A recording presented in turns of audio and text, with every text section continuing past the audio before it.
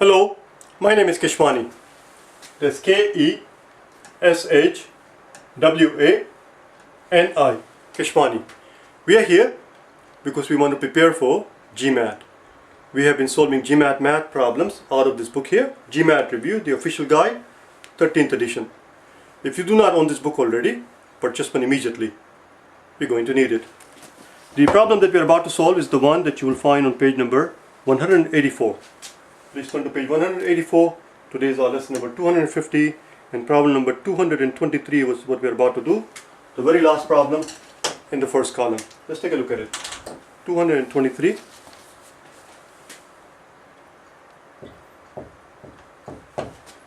We are told that 5 minus 6 over x equals x. Now listen, and the question is, x has how many possible values? Now listen, here's what's going on. If you are able to see right away that as soon as we simplify this equation, because we're going to multiply throughout the whole equation by x eventually to get rid of the x from the bottom. If you multiply the entire equation by x, let's do it right now. 5 minus 6 over x equals x. Multiply the entire equation by x, so this becomes x times x, this becomes times x, and this becomes times x. Multiply the whole equation by x to get rid of this x from the bottom. What do you suppose is going to happen immediately? You see here, x times x, we're going to end up with x times 5 is 5x, and this x is gone, so it's negative 6 equals x squared. By the time we bring the 5x over there and 6 over there, not by the time, even right now, or even to start from the very start, you should be able to see that by the time we multiply, when we get rid of the x from the bottom, what will end up here is x squared. We'll end up with a quadratic equation, which is exactly what we ended up with, a quadratic equation. And quadratic equation is going to have how many solutions? Obviously 2 solutions. How many possible values can x have? Answer is 2. That's it, we're done.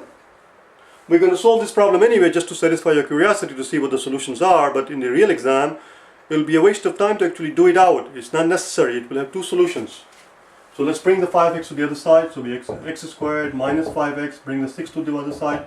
We end up, this is our equation. Let's do the equation. Let's solve the equation on the top. Let's do it on the top. So we have x squared minus 5x plus 6 equals 0. We're looking for 2 numbers which when multiplied together gives us positive 6, but when we add them we get negative 5. Can you think of 2 such numbers? Those 2 numbers would be negative 3 and a negative 2. Negative 3 times the negative 3 is going to give you positive 6, and when we add them we need a negative 5. A negative 3 plus a negative 2, when we add them we get negative 5,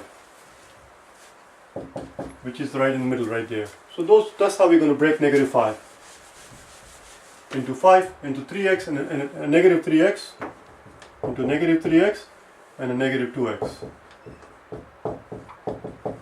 These two have common factor of x. Take it out common. X times x is going to give us our x squared minus the 3, because x times negative 3 is going to give us the 3x back. What do these two have in common? Negative 2 and a positive 6. Negative 2 and a positive 6 have a common factor of negative 2. Take it out common and x stays in the behind. Again, negative 2 times x is going to give us back our negative 2x. And then what do we get here? A positive 6 divided by negative 2 leaves us with negative 3. That goes in here. Again, negative 2 times negative 3 is going to give us a positive 6. Again, if you look, now we look at this part and this part. What do they have common? These two factors. They have a common factor of x minus 3. Let's take that out, x minus 3. And here we're left with x, and here we're left with negative 2. Since the product of 2 quantities is 0, which means either x minus 3 is equal to 0 or x minus 2 is equal to 0. If x minus 3 happens to be 0, then that implies that x must be equal to positive 3. Or if x minus 2 is equal to 0, that implies that x equals to positive 2. Question was, how many possible values does x have? The answer is 2. X can be positive 3 or positive 2. you can put back either one of those two values and it will satisfy the equation. If you put positive 3 into it, positive 3 squared is 9, and then, so here we'll end up with 9, negative 5 times positive 3, negative 5 times positive 3 is going to be negative 15, and then positive 6. You see, 9 plus 6 is 15, minus 15 is 0. Or you can put 2 in there, it will satisfy it. 2 squared is 4, minus 5 times 2 is 10, and positive 6. 6 plus 4 is 10, and a negative 10 gives us 0. You see, it works. So those are the solutions. But nobody was asking us for the solution. The question does not ask us what possible values can x have, it's asking us how many. And the answer is 2, obviously. From the very beginning we knew it, because it's a quadratic equation. Let's do next problem, shall we? Number 224. We're done with this thing.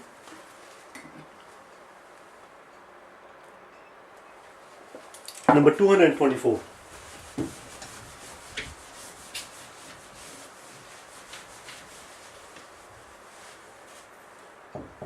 In number 224, we are told that we have two kinds of mixtures. Mixture X and mixture Y. We are told that mixture X is 40% red and 60% blue. Mixture Y, we are told, is 25% red and 75% blue. We are told that we're going to mix X and Y together, we're going to mix them up, and we're going to have a new combination, a new mixture. X and Y are mixed together so that the final mixture is 30% red. You see, X by itself is 40% red, Y by itself is only 25% red. We're going to mix them up so that the final mixture has a concentration of 30% red. The question simply is, X is what percent of total? Well, listen, there are two ways you can go about this thing. As you always hear me talk like this, whenever we encounter an algebra problem in the exam, I go through the same sermon. It's an algebraic problem, it's an algebra problem, and there are two ways you can tackle it. There are two ways in which you can tackle it. One is what I call the traditional way, the classical way, the orthodox way, the geeky way, the nerdy way, the algebraic way, the academic way, the proper way, the way that will make your math teacher very proud. There's nothing wrong with it, except it takes too long and you're more likely to make a mistake. I'm not going to, if this problem appears in the exam, I'm not going to waste my time trying to solve it algebraically, because nobody's going to be impressed by it. Nobody's looking at my work. They just want to see if I click the right thing, that's all. Nobody looks at your work, so your algebra teacher is not going to be impressed by it, because he or she is not going to get a chance to look at it. Be pragmatic, be a realist, okay? Your job is to solve this thing in an economic way, in an economical way, and in as quickly and as efficiently as possible. So instead of doing it algebraically, we make up numbers for the variable. We make up numbers for the variable and see where it takes us. By doing so, we convert an algebraic problem into a very simple arithmetic problem. But before we do any of this here, I'm going to tell you what went through my mind here, what was my thought process. Okay, listen carefully. If we had 50-50 mixture, if we had 50-50, we would have had 40 from there. Think of this as having 100 pounds of mixture X and 100 pounds of mixture Y. Well, if you have 100 pounds of mixture X, because of the fact that mixture X is 40% red, if you have 100 pounds of mixture X, we would have had 40 pounds of red from here. And we would have had 25 pounds from there. Divide that by 2. Well, don't divide by 2 if you don't want to divide by 2. So continue since I started with the 100 and 100. So that's 65. That's 65. We have 100 pounds of X and 100 pounds of Y, which is what I mean by 50-50. 65, 100 pounds and 100 pounds, that's 200 pounds. What is 30% of 200? 10% of 200. 10% of 200 is 20. Obviously 30% is 3 times as much.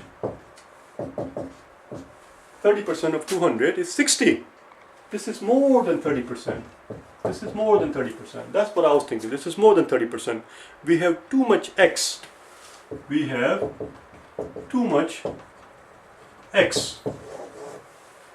If we do 50-50, we'll end up with too much X. Our final concentration of X, our final concentration of red rather, our final concentration of red would be 65/20, which is more than 30%. We need to dilute it. We need to have more of the weaker solution or mixture, same thing. We need to have more of the weaker mixture. The weaker mixture is this one. This one only has 25% red, which means any answer choice that tells you 50% or more is wrong. Let's look at the answer choices. A, D, or rather A, B, C, D, E. I'm so used to doing this A, D, B, C, E that you hear me say in the problem solving question that it slips out. In the data sufficiency questions that it slips out. The answer choices, let's see how they are presented here. Is there any answer choice that is more than 50%? If it does, it's nonsense, it's nonsensical. What number was this question? D says 50%. That's no good. It cannot be 50%. We just saw it. 50% is going to give a concentration of more than 30%. And E says 66 and 2/3. That's insane. Let's try out C. Let's try out C. I'm just going to try it out. See what happens. What the hell? Just try it out. Okay, if it doesn't work, nobody's going to come and arrest us. Do you understand? Let's try it out. So here is our X, here is our Y. We're going to pretend that X is 40%. X is 40%. We're just going to pretend. So let's have 400 pounds of X. Let's have 600 pounds of Y for a total of 1,000 pounds. Red we are told in X, red is 40%. 10% of 400 is 40. 40% of 400 is going to be 40 times 4 or 160. In Y, red is 25%. 25% of 600 is 1/4 of 600. Half of 600 is 300 and half of 300 is 150. 160, I'm getting too excited, too carried away. 160 plus 150 divided by 1,000. 400 here and 600 here. Divided by 1,000 pounds. That is 310 pounds divided by 1,000. This is still more than 30%. 30% of 1,000 is 300. This is 31%. This is still too strong. 40% 40-60 mixture is still too strong. What this tells us is that 40-60 mixture is still too strong. But it tells us something more than that. It tells us that since we need a final concentration of red to be 30% and we are at 31%, it tells us the right answer is not 40-60, but whatever it is pretty damn close to it. That rules out A. Too small. The answer is B. That's it, we are done. The answer is B. Answer has to be B. A is going to be too small. What I'm going to do now is not something we're going to do in the real exam. I'm going to actually show you that actually B is in fact the answer. You understand? Let's do it. It only takes a few seconds. It only takes a few seconds if you know how to set it up. X and Y. In B they say that it is X is 224. In B they say that X is 33%. 133 and 1/3 is 1/3. So let's have 100 pounds of X and 200 pounds of Y. So if you had a 300 pound altogether, 100 pounds of X and 200 pounds of Y, that's 33%. That's 1/3. This is 2/3. X again we know is 40%. So we have 40% red, which is 40 pounds out of 100 pounds. And here Y is 1/4 red. 1/4 of 200. 1/4 of 200 is 50. So we have 40 plus 50 over total of 300. We get 90 over 300. We know 10% of 300 is 30. Therefore, 90 being 3 times 30 is 30%. Voila. Which is exactly what the problem told us, that the final mixture has a concentration of 30% red. The answer is B. And we did this problem without doing any algebra at all. And I'm not going to do the algebra because it will be damn silly to try to solve this problem algebraically in the real exam. Do you understand? I'll see you tomorrow, okay? Bye now.